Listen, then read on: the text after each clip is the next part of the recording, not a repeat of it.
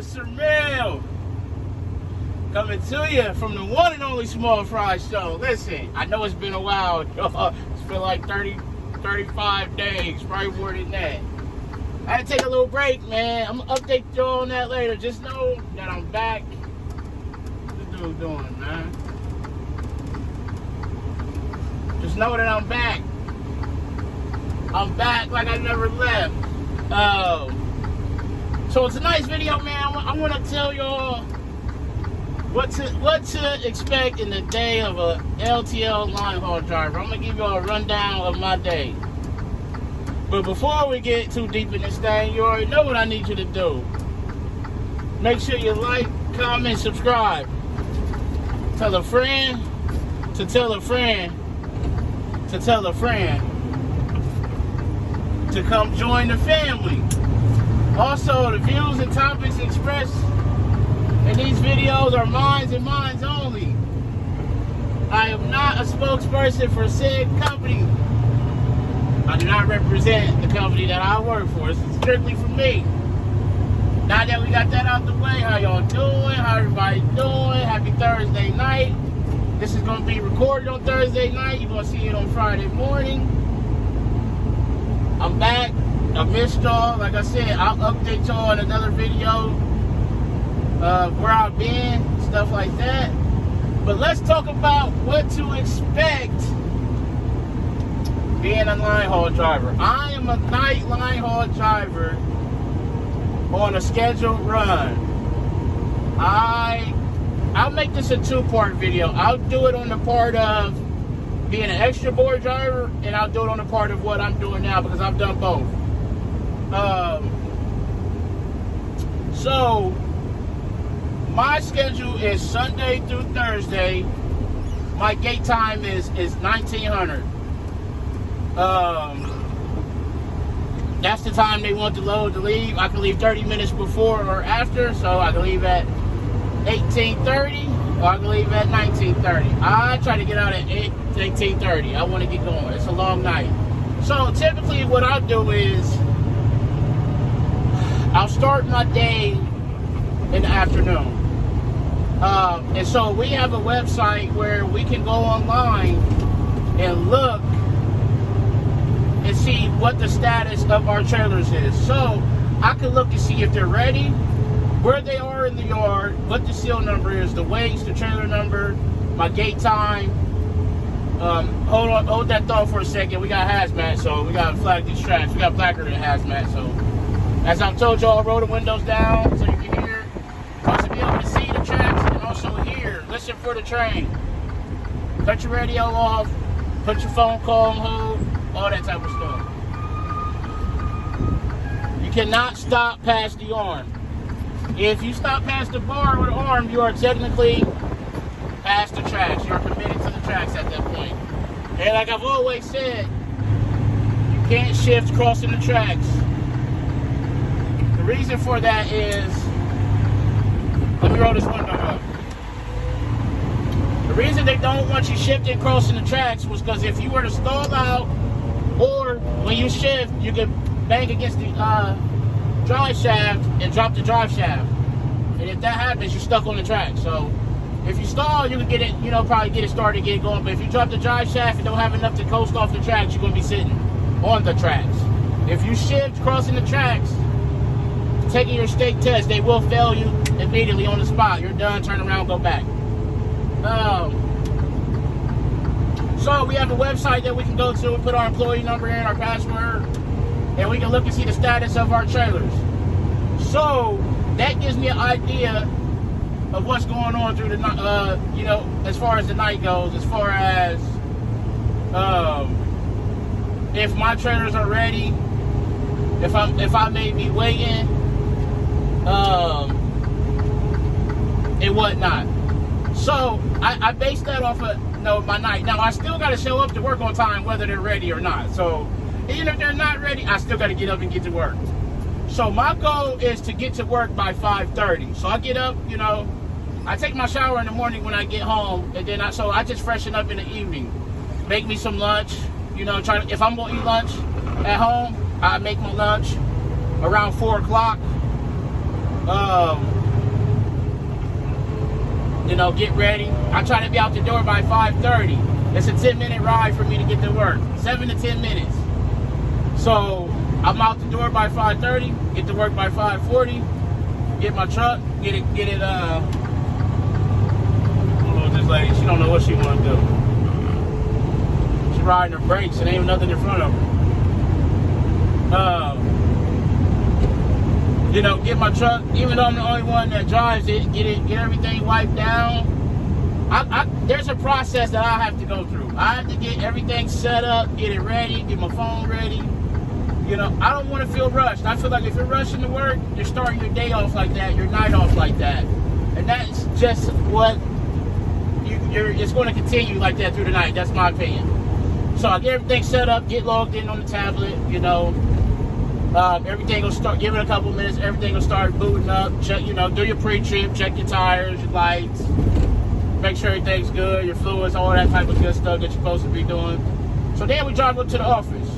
Once we get up to the office, you know, I fill my cup up with ice water, speak to the dispatchers, check my mailbox, get my paperwork. If it's not ready, you know, find out what the status is or whatever.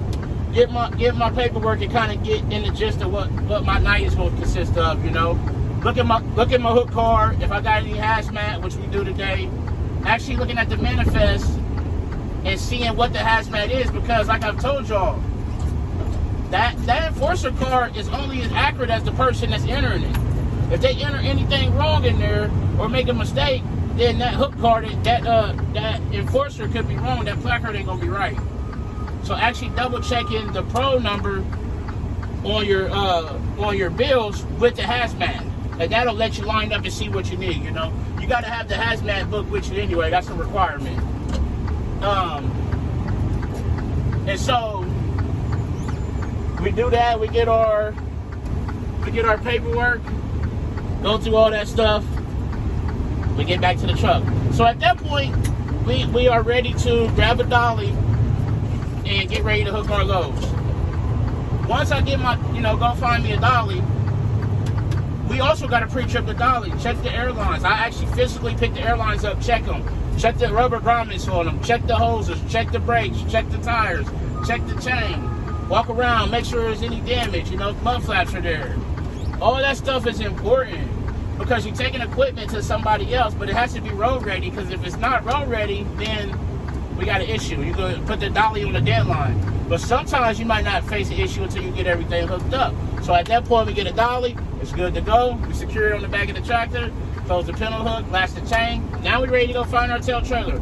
On this hook car, it'll tell you where that trailer is on the yard. If it's for me, if it's a load that come out of Columbus, it's going to be on here, you know. Or I can go to the yard guy and ask them where it is. Now, if it's a relay, a load that came in on a relay, the driver is, if he is the one who puts it away, he's supposed to mark on top of the bills where it is. They don't always do that. So if they don't do that, it's up to you to find out where it is. Now, if a yard guy puts it away, he'll enter it into the system of where it is. This is where it's important to learn whatever terminal you are at, because they make mistakes. They're human. You know, it could be A2, but it says E2. E2 was on the back side of the building. A2 was on the front. So you may have to drive through the roads and actually see where your trailer is. That happens. Find my tail trailer, spot my dolly, go get my lead. You know, anything over 20,000 pounds has to be weighed. The yard guys are supposed to weigh it, but they don't always do it. So it's up to you to weigh it at that point and make sure it's good to go. And if it's not, you need to go back in the office and tell them, hey, this trailer's overweight. I need another one. Y'all need to rework it. Whatever y'all need to do, but it can't go like that. So we find our lead, we get everything hooked up, you know, open up all our valves, make sure everything's good. If we have an air leak, lights out, tire, need change, anything, then we will go to the, we got an express lane here since we have a shop in Columbus. We go to express lane, tell them what's wrong, they'll fix it for us, get us going. Now at that point, if I run into an issue, whether I run into an issue or not, I'm going to text my meat guy and let him know, hey, I'm hooked, we good to go. Hey, I got an issue, we got to wait. Or for example, yesterday, my loads didn't get out till late. I texted him, hey, loads coming out late. we ain't gonna be good to go. You know, what either side of the coin, I'm gonna hit him up and let him know. That way, he knows on his end that it's gonna be a delay. Communication is the key when you meeting somebody, and things gotta flow effectively. So, if we gotta get something fixed, we go to the red line, boom. Now we good to go. We enter all our information on here, our trailers, our dolly. We gotta enter the dolly twice, our bill of lading, all that. We good to ride. As soon as we hit the gate, it's gonna pick up the sensor on the side of the tractor. We good. It's gonna dispatch us. Now we go to Irving, New York. That's our meet point. Well, somewhere along the night, I'm gonna stop. Stretch, use the restroom, take. If you got hazmat, you gotta check it anyway. Check it. I'm gonna get on my phone while I'm sitting there. Look, and I can see the status of my meet guide. Now it's gonna give that same website I looked at home. It's gonna tell me everybody that's en route to that meet point. I know his driver number, so it's gonna tell me what trailers he got, if they're empty, if they're loaded, where they're going, hazmat, guarantee, whatever. And it's gonna tell you where you're going with those trailers. Me, he's gonna bring me empties. So for me, it's gonna say the terminal that I'm gonna stop at on the way back. Now, I take that with a grain of salt because that can change from the time that I look at it to the time I get where I'm going. That could very well change. It happens. So I just look at it. He got empties. Okay, I'll know when I get there. Boom. I go up to Irving. We swap. Get on paperwork or whatever. Then I go to get my next terminal. I'm going to either go to Erie, Cleveland, or Mansfield. Erie, Pennsylvania, Cleveland, Ohio, Mansfield, Ohio. Those are going to be the 3 terminals I'm going to stop at. Not all in the same night, but I'm going to hit them if I got empties.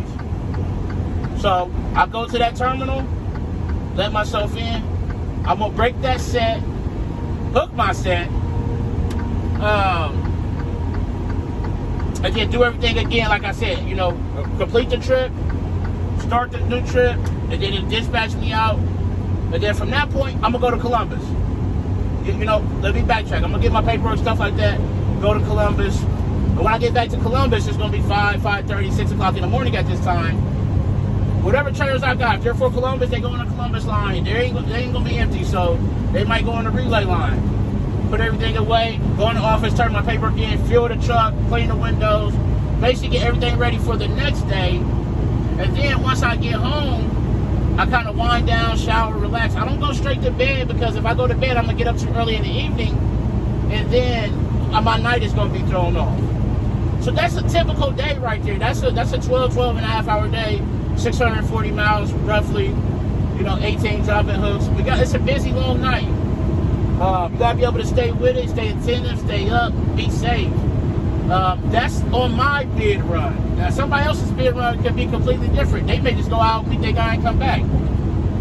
Mine don't operate like that because I get empties and we need to pick up freight and keep freight moving. So that's what a typical line haul night for me looks like since January, for the last 5-6 months. We get ready to actually rebid here in a couple weeks, so it's all going to change in July. But that's typical for me. That's my night. So I just wanted to use that to just get back in the flow of the videos and things like that, get them pumping, get them coming, and like I said, I'll fill y'all in on where I've been, just kind of a life update and things like that. So we gonna get the videos back coming, man, and just bear with me, be patient like y'all have. I appreciate y'all checking on me, emails, the texts, the comments. I appreciate it all. So as always, make sure you arrive to your pickup and your delivery on time and safely. Call your loved ones, tell them you love them. Love on somebody today. But most importantly, be the reason that somebody smiles today. The world needs it now more than ever. It's Sir Mel coming to you from the one and only Small Fry Show. And I'm out. Peace.